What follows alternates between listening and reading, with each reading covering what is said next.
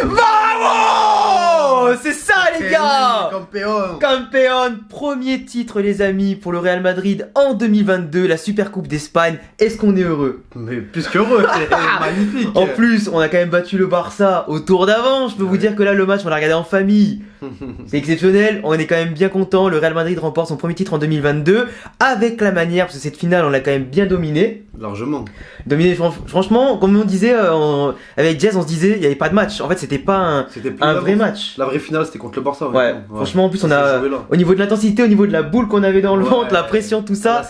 Je pense que c'était vraiment plus la détente. C'était limite un petit match du dimanche. Mais tant mieux, au moins on se repose pour la Liga. Les choses sérieuses vont recommencer. Là, c'était un trophée pour le moral, pour tout ce qu'on a accompli jusqu'à présent. Et puis, go repartir en Liga et tout recasser. C'est ça, mais en plus surtout que là, comme on disait avec mon cousin Jess, du coup, on met vraiment une belle pression sur tous les concurrents. Parce que là, en seulement un mois et demi entre décembre et là, on a battu tous les gros de Liga, plus fait une magnifique prestation du coup en Supercoupe. Donc forcément, on envoie un message, on prend l'ascendant psychologique, on remporte un trophée, on va être lancé pour le match contre le PSG dans 3 semaines. Et après derrière, bien sûr, pour les gros de Liga, pour continuer à gagner des points et de l'avance.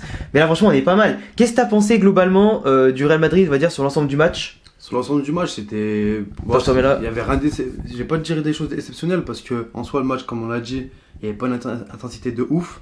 Après, ils ont fait leur match. Chacun a rempli, on va dire, ses objectifs. C'est ça. Et sans forcer, sans être dans la douleur, sans se fatiguer davantage. Modric, on dirait qu'il a 18 ans. En réalité, il a joué 90 minutes.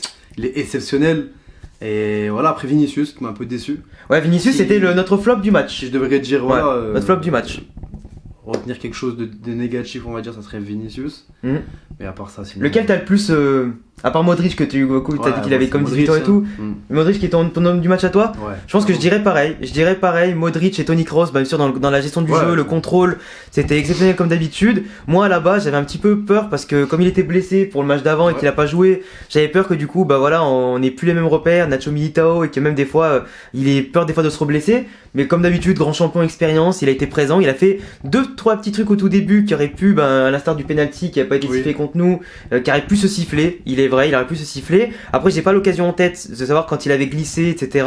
Mais en tout cas, il a été après très solide à l'expérience. Il a pas, en tout cas, laissé Iñaki Williams faire ce qu'il voulait. Et Iñaki Williams, il a été invisible, clairement. Nous, on avait peur d'un truc, c'était juste des frères Williams par rapport à leur vitesse, leur percussion. On sait jamais, c'est quand même des grands joueurs qui peuvent faire la différence. Justement, qu'il allait faire rentrer en deuxième mi-temps. Ouais, Nico Williams. Je me suis dit qu'il allait faire la différence, qu'il allait nous créer des actions dangereuses et tout, et pareil, finalement. Au final, non. Notre charnière à la bas Militao. Elle a fait la diff. Incroyable. Franchement, Bilbao, au début, je pensais qu'ils allaient venir avec de meilleures occasions que ça, enfin, même de meilleures intentions.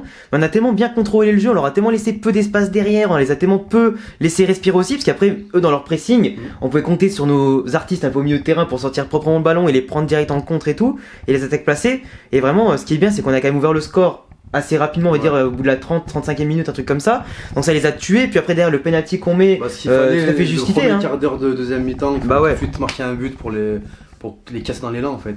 Là, autant au moral que nous, notre confiance et tout, et c'est ce qu'on a fait.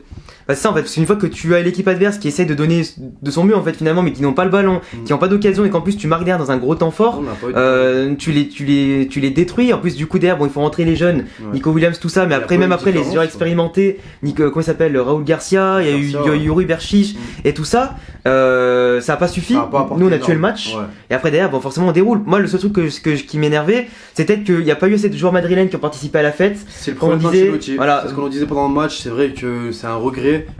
C'est bien, il a fait jouer Marcelo, si on sait c'est juste symbolique. Voilà, parce qu'au passage, pour ceux qui savent pas, Marcelo remportant ce soir la Supercoupe d'Espagne égale Paco Rento, du coup, qui a le plus de titres au Real Madrid dans son histoire, et du coup il peut potentiellement le dépasser cette année en tant que capitaine avec la Liga, la Copa del Rey, donc forcément on le fait rentrer pour qu'il soulève le trophée, etc. C'est beau, la Ligue des Champions aussi, bien sûr. Là on parlait de trophée nationaux, mais c'est vrai que la Ligue des Champions on y pense quand même. Cette année franchement on joue très bien. Tous les gros matchs on les gagne, donc c'est quand même très bon signe pour le PSG, on envoie un bon signal. Moi c'est vrai que Valverde du coup il est rentré parce qu'il le méritait, c'est l'homme de la Supercoupe d'Espagne 2020-2022. Voilà, il méritait de rentrer. Après forcément Nacho qui rentre pour sécuriser par rapport à Vasquez qui a très bien joué Vasquez. Militao qui a pris le rouge surtout. Militao après qui a pris le rouge aussi, Militao d'ailleurs qui prend un rouge. Moi l'arbitre c'est vraiment jusqu'à présent il avait fait un beau. C'est ça en plus, c'est dommage, ça gâche le truc. Et mettre un rouge sur une main pas fait exprès quoi, en plus c'est à bout portant quoi. C'est ridicule. Encore s'il mettait la main comme Suarez en Coupe du Monde 2010 Suisse pour arrêter le ballon. Voilà, je veux bien, tu vois, mais après, là, Militao, finalement, qui fait pas exprès, bah, du coup, forcément, ça a bout portant. Et derrière, en plus, il me semblait que la double sanction était finie. Penalty, carton rouge. Pour les gardiens, je crois. Ouais, pour les gardiens. Ouais, que pour les gardiens. Ok, d'accord, ok. Mais du coup, c'est quand même dommage, ça gâche un peu le tableau. Après, on n'a pas été en danger. Franchement, Thibaut Courtois, d'ailleurs, qui nous sauve avec le penalty. C'est beau, ça l'a mis en valeur. C'est beau. S'il avait fait du match en soi. Franchement, il a pas eu à s'employer. Ouais. Donc, comme je disais, je leur ai dit au bout d'un moment, je t'ai dit, qui leur donne le penalty et qu'il l'arrête. Ouais. Du coup, ça met encore plus en valeur le gardien et la performance de l'équipe. Parce qu'après, voilà, si on prend individuellement, je peux pas. On a déjà parlé un peu de tout le monde. Ferland Mendy aussi, qui a été très bon, très propre, très solide. Vasquez, il était excellent en tant que remplaçant. Les milieux de terrain, on ne présente plus, les gars. C'est son masterclass cette année. Dans les gros matchs. Benzema, il met son but de fumier, 2 buts en 2 matchs en Super Coupe d'Espagne.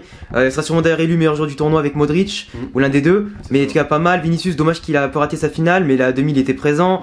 Rodrigo, qui était très percutant, il fait encore une passe D d'ailleurs. Il a peut-être mérité de finir le match. Mais bon, après on peut pas tout faire, il faut bien faire tourner un peu tout le monde. Je suis déçu justement, j'aurais bien aimé voir Ceballos. Ouais, Ceballos, au hasard. Ouais, plus que hasard. Ouais. Ceballos, vraiment, c'est une personne qui est percutant. Il a beau être critiqué, et beaucoup de gens. Voilà, on a tous un avis un peu différent, tranché sur Ceballos. Moi personnellement, je suis un partisan Ceballos, je l'apprécie. Je sais que toi aussi. Ouais, je l'apprécie beaucoup dans son jeu, fait qu'il soit espagnol, tout ça, qu'il aime beaucoup le maillot du Real Madrid aussi.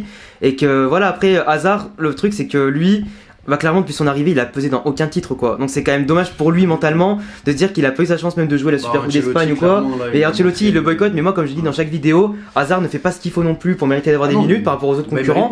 Et donc voilà, après on peut pas faire plaisir parce que c'est son nom, c'est son transfert. Là c'est fini. Mais après voilà, c'est Madrid, maintenant t'as pas de passe droit, Ancelotti l'a clairement dit. Camavinga il aurait pu faire une petite rentrée sympathique et tout.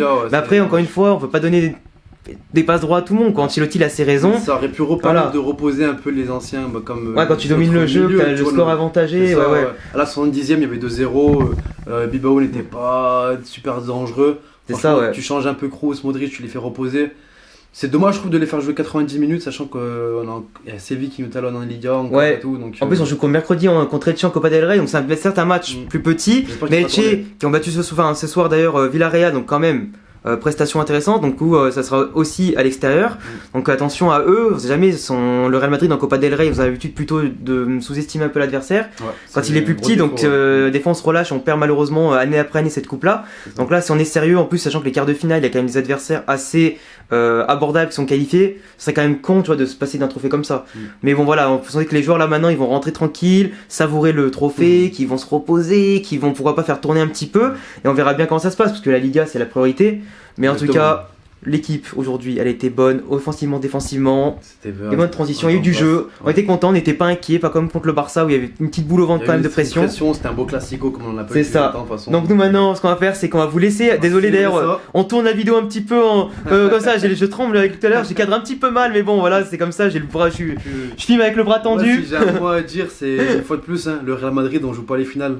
On les gagne. Donc, du coup les amis, n'hésitez pas bien sûr comme d'habitude à vous abonner, cocher la cloche si vous kiffez le Real Madrid. Cette chaîne là est faite pour vous, surtout qu'on approche bientôt des 30 000 abonnés, donc ça me ferait super plaisir.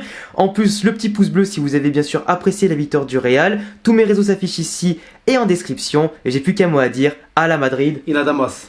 Ciao ciao.